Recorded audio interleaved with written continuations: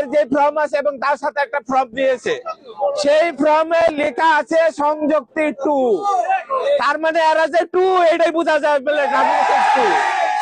আপনারা এইসব গুজবে কান দিবেন না ইনশাল্লাহ। আমরা স্যারের সাথে কথা বলেছি, আমাদের সাবেক মেয়র স্যারের সাথে কথা বলেছে তোমরা কালকে কখন আমাদের নমিনেশন পেপার জমা দিবে। উপজেলা যে টিওন অফিস আছে সেখানে আমরা যে আমাদের নমিনেশন পেপার দাখিল করবো ইনশাল্লাহ। বিভিন্ন জন বিভিন্ন মিথ্যা তথ্য দিয়ে বিভ্রান্তি সৃষ্টি করার চেষ্টা করছে।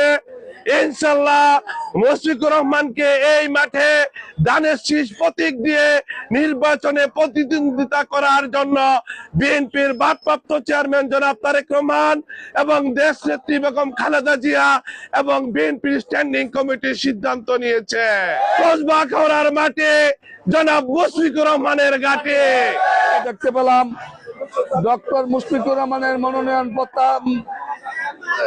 পরিবর্তন করা হয়েছে, যা সম্পূর্ণ মিথ্যা, বানোয়াট এবং ভিত্তিহীন।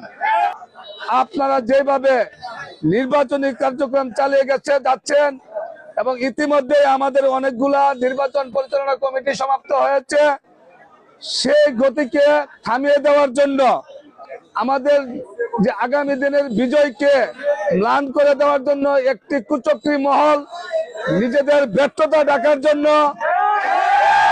এই ধরনের অপপ্রচার চালিয়ে যাচ্ছে। ধানের শীষের চূড়ান্ত প্রার্থী মুশফিকুর রহমান, এতে আর কোন সন্দেহ নেই।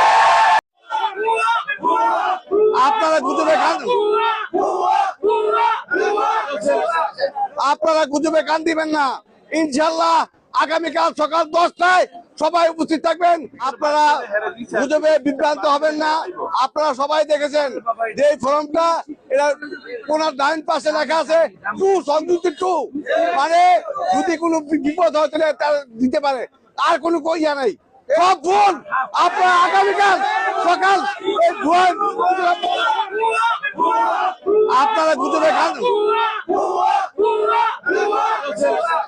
আপনারা গুজবে কান দিবেন না ইনশাল্লাহ।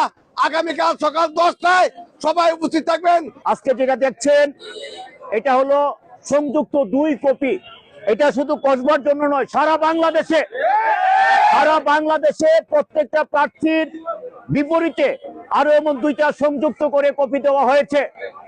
এরা বিভিন্ন গুজব কয়েকদিন পর পরে তুলে 1 বছর 1.5 বছর আগেও বলেছিল নমিনেশন এদের হাতের মুঠে, এদের পকেটে, কিছুদিন পর পরেই লেখে আলহামদুলিল্লাহ।